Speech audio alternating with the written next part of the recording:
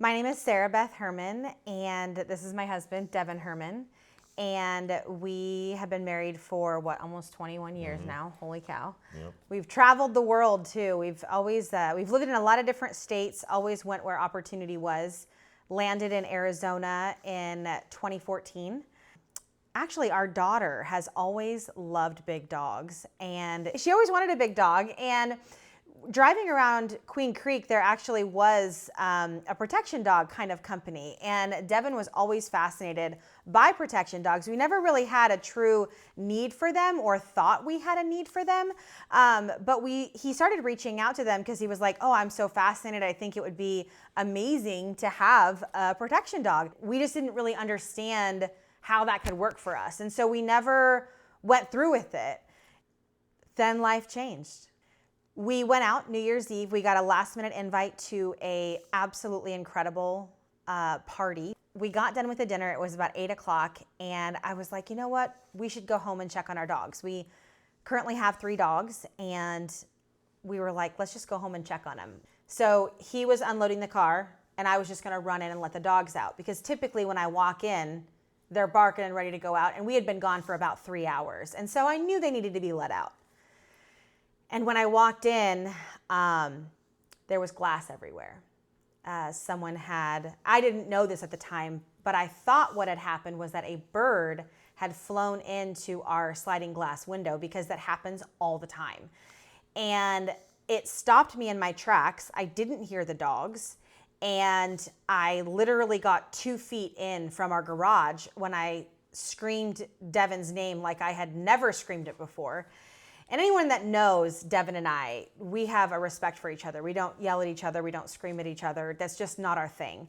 So I screamed his name. And I think the way that I screamed his name, he flipped his head back as he was unloading the car. And he was like, what? Like, what? And I said, I think someone broke into our house. It was a wild night. A lot of things happened that evening. We contemplated selling the house. We contemplated leaving.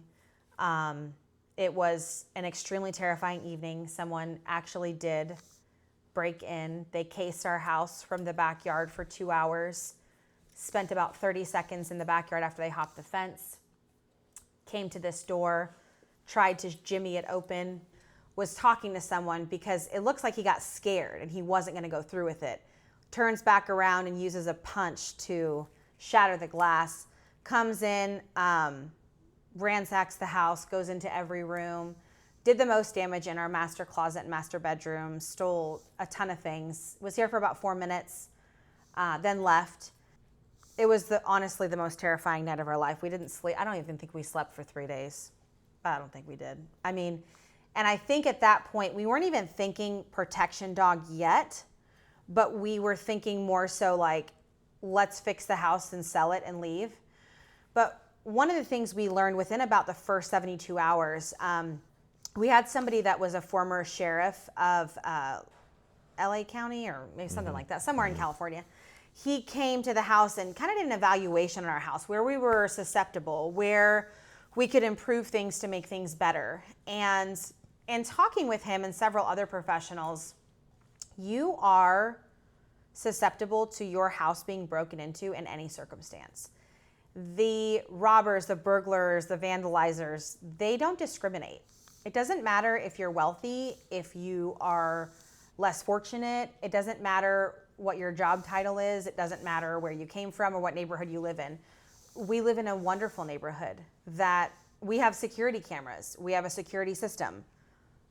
All of those things failed us that night. This year we had an amazing opportunity. We got invited to Barrett-Jackson. Well, we went to go check on one of the cars the very first day. And no sooner did we walk out of the building, but right out the exit was Guardian Protection Dogs. Right. And literally we both just looked at each other like, this is like, I don't know, a sign from God. Yeah. I don't know. Yeah. And we met with Ron. For me, I really wanted that undivided attention to be able to tell our story, because Barrett-Jackson was, 4 weeks after? Maybe 3, yeah. 3 It was weeks very after the fresh break-in. in our mind, for sure. Oh, yeah. And we were mulling it over between getting protection screens, ballistic film, all the things on our house. Armed security. Like we were going to do all of it, right? And we just, that day, talking with Ron, it really made us feel like they cared so differently. And there was a different way forward for us. Like we didn't have to have the best security system. We didn't have to have the best windows, the best coverings, the best ballistic film. Didn't have to make the house Fort Knox. We didn't have to feel scared in our own home. Like the possibility of both those things happening in the same world was like unthinkable a couple weeks before. The dog can think faster. Like while I'm thinking to pull out a firearm, while I'm thinking to call 911, while I'm thinking to run, while I'm thinking to use whatever protection I may or may not have, the dog already knows. It would be hard for us to imagine life without them, even in just a short time. Like they've just become such a part of us and our family and our safety net, if you will, for sure. We had a situation, I think 2 weeks into having the dogs, where we saw someone was using a flashlight in the back bridle path. And during the first 30 days, I guess anybody that's watching this video, you're bonding with the dog. So you're not learning personal protection yet. And so we didn't know how to turn the dogs on, turn the dogs off. What do you do? I don't know. So we just took Alfie outside and had her start sniffing around and we didn't know what to do, but for some reason, we just had such a different peace of mind knowing we could take her out there and we would be okay. It has far exceeded our expectations, and I'll tell you why. I am one of the most annoying customers, in my opinion, because I have 1,000 questions. I want to know that I know that I know that I really, really know. Well, and we work in the service industry as well, right? Yes, so we expect just top-notch service. Yeah, and I don't expect I'm always right. I don't expect that I'm always going to do the best thing being a consumer, but I do want someone who is going to spend the time with me. These dogs are an investment for us. They're an investment in our safety, investment in our security, investment in our future. We live across 2 different states. We travel a lot. We need a different level of protection, especially with all of the businesses we own and everything that we do. We need that level. And I've never felt more tended to by Guardian. I've never felt more responded to. Even when I've had hard questions that maybe the traditional business owner wouldn't want to answer. I've always felt heard, and I've always felt that the responses weren't forced. They weren't generated by AI, right. Because we live in that world now where I can totally tell when someone has, thrown my question into ChatGPT and then responded that way. I feel cared for, and that's been a big difference for us. When we met with Ron the very first time, we were really concerned about our dogs that we have and how they would integrate.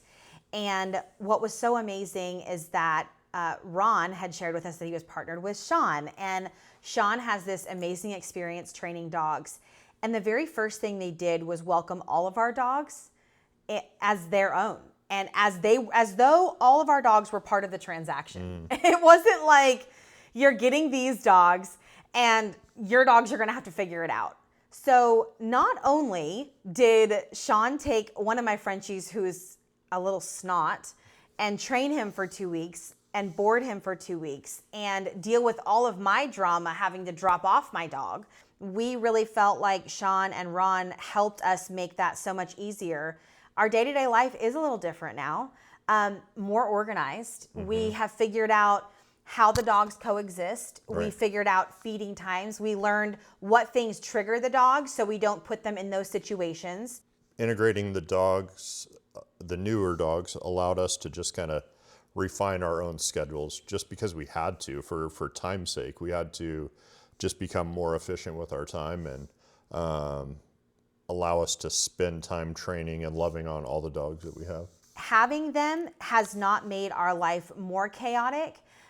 We have learned to integrate them into our schedule, and truly that's the help of Sean and Ron, making that an experience that I honestly don't think that I've ever witnessed anything like this in any business anywhere. Just the level of care and intentionality, letting us know, setting good expectations, having great communication. You know, when you bring home a puppy, you're going to be worried about them not being house trained.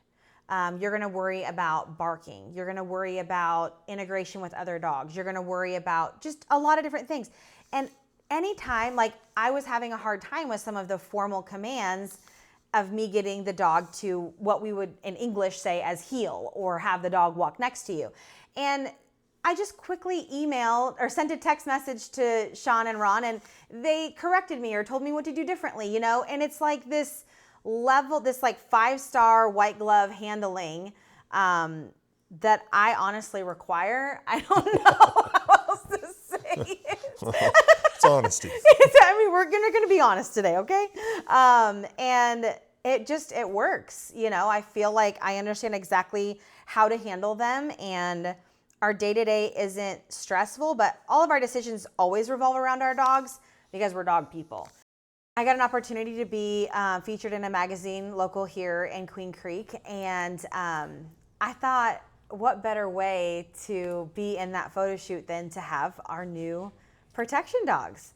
And so when we had them delivered, I asked if everybody would come and just, because we were learning how to handle the dogs, and we have their basic commands, but it's kind of hard to know if I could keep them to sit and stay and all the things, especially in their formals that I wasn't 100% sure on, you know. So the whole team at Guardian came that day. It was literally like the craziest film crew day. There was film crew from the magazine, the editor, the publishers, the writers, the photographers, and the crew at Guardian. You guys, I mean, they don't just handle dogs. They have camera equipment. They have a whole team that will legit come on site and help you with everything. And so for an hour, they were all here, made sure the dogs stayed where they were supposed to stay, did what they were supposed to do. And you would think having perfectly calm with all the chaos surrounding them. Yeah. Totally. I mean, and you would think that like a protection dog would be like, you know, the second somebody new comes along or something, or if there was a chaotic environment, but that just wasn't the case. Protection dog doesn't equal psycho, crazy, uncontrolled dog. And I think that is a huge misconception. That's like, this is an attack dog. This is a dog that's going to harm me or be easily triggered. Like, our dogs are very much so controlled. And the thing is we are empowered with that control. I mean, and it's amazing once you understand how you have that control. But in my 550 square foot studio / office, what were there, 12 people in there? I mean, I don't even know. There was a lot of people in there, and it just worked. It was awesome. So I'm like I baby dogs. Like, I want them to just like be a puddle, you know, like I want to love on them and care for them and give them the absolute best life. Like, if reincarnation is real, I would like to come back as one of my dogs. Like, they have the best life and I will do anything for them. So, beyond security, they're part of our family. And I think that even goes back to the very first conversations we had with Guardian, because we have a grandson who will be 3. And it's like, how do we integrate with our grandson? And then how do we travel to another state 40 days after we take possession of our protection dogs? And I mean, all of these questions I had, you know, these are our family. So it's not just a protection dog, it's our family. But as I'm having these questions, these are part of the 9 million questions I had with Guardian at the beginning, and their team's literally going to fly out and take care of us and help us train throughout the time that we're not even here. So I think that's another really important thing to talk about, is just that you may be local to this state. You might be in Arizona, you might be in Colorado, you might be in California, but their team is everywhere, and I think that's really important. We shouldn't wait until something bad happens. Mm-hmm. Like, we should all have protection dogs. I mean, and I think you and I thought, maybe this might have been me, more intrinsic thoughts, like, hey, I don't make enough money to have a protection dog, or I don't have a high enough position. But like, criminals don't discriminate. So whether that's in your budget or not, I Yeah. think it's important that you understand that you're investing in your protection, and how much is your protection worth? How much is your life worth? Right. How much is your property worth? And for me, it's a no-brainer now. You know, the higher I climbed the rank, the more businesses we opened, the more net worth we carried. This was important for us to have the security detail we needed that a human can't provide, in the sense of how we need it.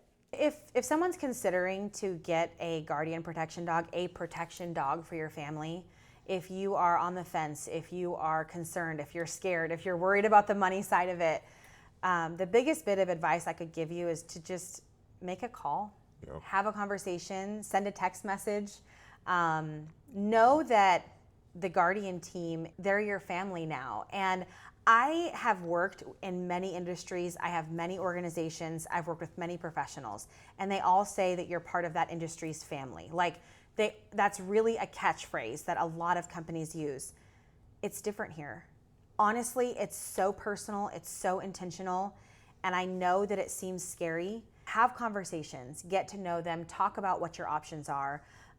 Money is such a small fraction of the decision to move forward with guardian protection dogs. It seems like the biggest one, but it's so small. If you're thinking about getting a protection dog, just give them a call. They'll have a great conversation with you.